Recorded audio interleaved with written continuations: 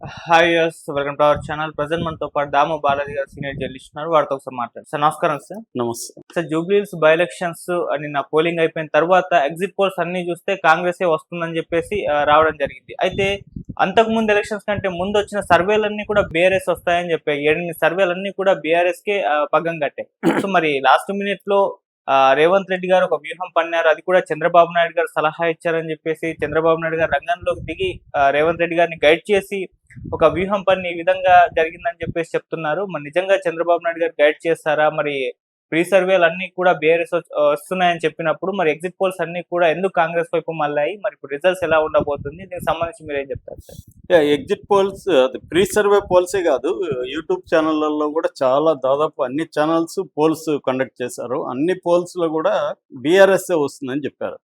అంటే ఇక్కడ ప్రధానంగా ఎందుకు ఈ చేంజ్, అది కూడా లాస్ట్ మినిట్ లో ఓవరాల్ గా బీఆర్ఎస్ కే ఎడ్జి కనబడుతుంది. అలాంటిది ఇప్పుడు ఎందుకు మారింది? ముందుగా ఎగ్జిట్ పోల్స్ ఏం చెప్పాయనేది చూద్దాం. అంతకుముందు మనం దాదాపు 7-8 సర్వేలు గురించి చెప్పుకున్నాం. 7-8 సర్వేలు కూడా బీఆర్ఎస్ఏ అక్కడ విజయం సాధిస్తుంది, మాగంటి సునీతనే గెలుస్తుంది అనేది చెప్పాయి. ఇప్పుడు ఎగ్జిట్ పోల్స్ ఏవేవి చెప్పాయి అనేది చూసుకుంటే ఆరా మస్తాన్ కాంగ్రెస్ 47% వస్తుంది, బీఆర్ఎస్ 39% వస్తుంది, బీజేపీ 9% వస్తుంది అనేది ఆరా మస్తాన్ సర్వే చెప్పారు. పీపుల్స్ పల్స్ 48% కాంగ్రెస్కి, 41 బీఆర్ఎస్కి, 6 బీజేపీకి. చాణక్య స్ట్రాటజీస్ 46% కాంగ్రెస్కి, 43% బీఆర్ఎస్కి, 6% బీజేపీకి. నాగన్న సర్వే 47% కాంగ్రెస్కి, 41% బీఆర్ఎస్కి, 8% బీజేపీకి. తర్వాత జాన్ మిల్ అని అది 42% కాంగ్రెస్కి, 41% బీఆర్ఎస్కి, 11% బీజేపీకి. ఎస్ఏఎస్ ఐఐటిఎన్ సర్వే, అది దీని గురించి కూడా మనం ప్రత్యేకంగా చెప్పుకున్నాం. 46.5%, 44.5% ఏమో బీఆర్ఎస్కి, 6.5% బీజేపీ. బీజేపీ ముందు నుంచి కూడా లాస్ట్ టైం 14% వస్తే అందులో సగం కూడా రాదనేది అన్ని సర్వేలు ముందు కూడా చెప్పాయి. అది కరెక్ట్గానే ఉంది. ఇక్కడ మారింది వచ్చి కాంగ్రెస్ అండ్ బీఆర్ఎస్ మధ్యనే మారింది. సో అంతకుముందు బీఆర్ఎస్కి అడ్వాంటేజ్ ఏంటంటే ఒకటి యాంటీ ఇన్కంబెన్సీ, కాంగ్రెస్కి వ్యతిరేకత ఉండడం. బీఆర్ఎస్కి అర్బన్ ఓటర్స్ కానీ గతంలో సిటీని డెవలప్ చేయడంలో కానీ బీఆర్ఎస్కి పాజిటివ్ మార్కులు ఉన్నాయి. అట్లాగే ముస్లింలో కూడా చాలా పర్సంటేజీ బీఆర్ఎస్ వైపు ఉంది. రెండవది సింపతి ఓటు ఉంది. గతంలో మాగంటి గోపీనాథ్ చాలా మంచి 3 సార్లు ఆయన గెలిచి చాలా మంచి పేరు సంపాదించున్నాడు. సో ఇవన్నీ పనిచేస్తాయని అనుకున్నారు. కానీ లాస్ట్ మినిట్లో రేవంత్ రెడ్డి కొన్ని వ్యూహాలు పన్నడం, రేవంత్ రెడ్డి డైరెక్ట్గా పదే దిగి దీని మీద ప్రెస్టేజెస్గా తీసుకోవడం. ఎందుకంటే ఇక్కడ కానీ ఓడిపోతే అది సింబాలిక్గా రేవంత్ రెడ్డికి పర్సనల్గా కూడా ఇబ్బంది అవుతుంది. కాంగ్రెస్లో కూడా రేవంత్ రెడ్డి మీద, రేవంత్ రెడ్డి విధానాల వల్లే ఓడిపోయినాం అనేది ప్రొజెక్ట్ అవుతుంది. కాబట్టి రేవంత్ రెడ్డి పర్సనల్గా తీసుకున్నాడు. ఇక్కడ ఏంటంటే సెటిలర్ ఓట్లు కూడా చాలా కీలకం. గతంలో గోపీనాథ్ గెలవడానికి 3 సార్లు కూడా సెటిలర్ ఓట్లు, ముఖ్యంగా కమ్మ సెక్షన్ చాలా బలంగా ఉండడం, వాళ్ళంతా కూడా మాగంటి గోపీనాథ్ సపోర్ట్ చేశారు. ఇప్పుడు ఇక్కడే చంద్రబాబు నాయుడు రోల్ మనకు కనబడుతుంది. చంద్రబాబు రేవంత్ రెడ్డికి సపోర్ట్గా ఇక్కడ రంగంలో దిగి అక్కడ ఉన్న కమ్మ ప్రముఖులందరినీ పిలిపించి మాట్లాడారని, వాళ్ళందరూ ఆర్గనైజ్ చేశారనేది అంటున్నారు. కమ్మ సెక్షన్కి ఉండే ఇదేంటంటే వాళ్ళు ఆర్గనైజ్డ్గా ఉంటారు, రెండోది డబ్బులు కూడా వాళ్ళు ఖర్చు పెట్టగలరు. ఈ 2 ఫ్యాక్టర్స్ వల్ల రేవంత్ రెడ్డి సెటిలర్స్ కానీ కమ్మ సెక్షన్ కానీ మొత్తం ఈసారి బీఆర్ఎస్ నుంచి షిఫ్ట్ అయినట్టుగా మనకు కనపడుతుంది. దాని ఎఫెక్టే ఇది అనేది ప్రధానంగా అంటున్నారు.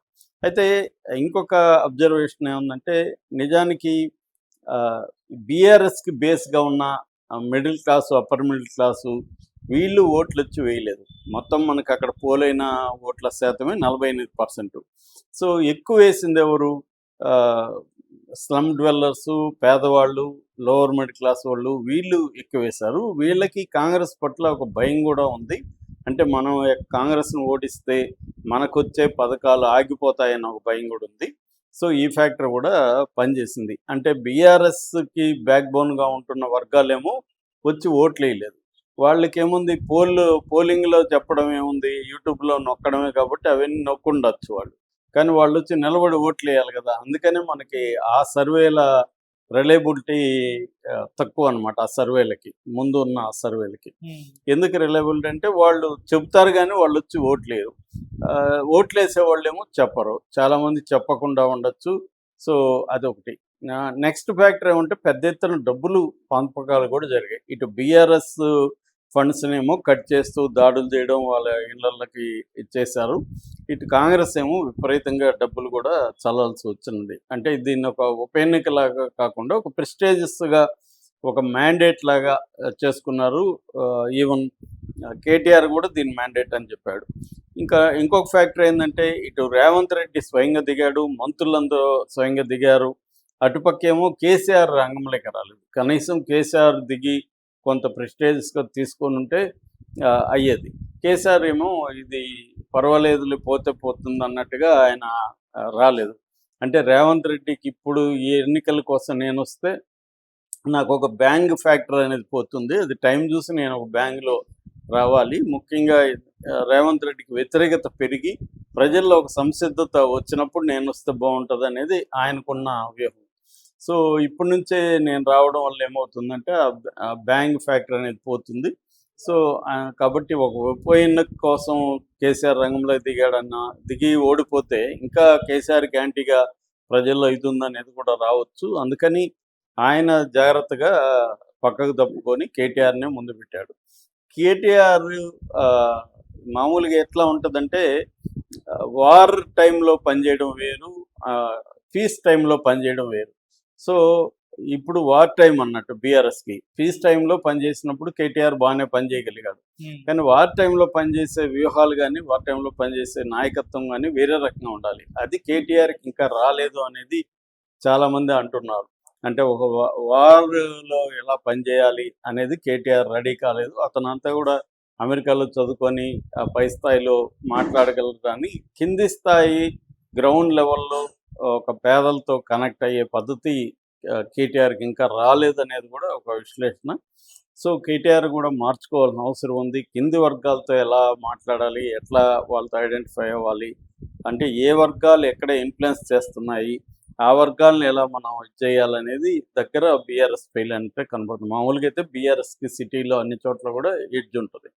ఇంకా అన్నిటికంటే కూడా ఇంకొక ఫ్యాక్టర్ ఏమంటే ఎప్పుడైనా కూడా ఉప ఎన్నికల్లో ఎక్కువ సార్లు అధికారంలో ఉన్న పార్టీకే ఇచ్చేస్తారు. ఎందుకంటే ఇప్పుడు బీఆర్ఎస్కి ఇక్కడ గెలిస్తే ఏంటి, గెలవకపోతే ఏంటి, సో కాంగ్రెస్కి గెలిపిస్తే బెటర్ కదా అనేది ఎక్కువ మంది వర్గాలు ఆలోచించే అవకాశం ఉంటుంది. రెండోది వాళ్ళకుండే యంత్రాంగం కానీ వాళ్ళకుండే ఇన్ఫ్రాస్ట్రక్చర్ కానీ లాజిస్టిక్స్ కానీ ఇవన్నీ కూడా పనిచేసే అవకాశం ఉంది. అట్లాగే అజరుద్దీన్కి మినిస్టర్ ఇవ్వడం, ఇటు ముస్లిం సెక్షన్లు కూడా గట్టిగా చేశారు. మరోవైపు సినీ కార్మికులకు కూడా అనేక వరాలు కుమ్మరించడం, వాళ్ళ నాయకత్వాన్ని తమ కంట్రోల్లో పెట్టుకోవడం, పదే పదే సినిమా కార్మికులతో మాట్లాడడం, దీనివల్ల కూడా ఇదైంది. సో చివరిలో డబ్బులు అనేది ఎక్కువ ఇంపార్టెంట్ ఫ్యాక్టరు. రెండోది చంద్రబాబు వ్యూహం కూడా ఇక్కడ పనిచేస్తుంది అనేది చెప్తున్నారు అన్నమాట ఆఫీస్కి. Thank you so much.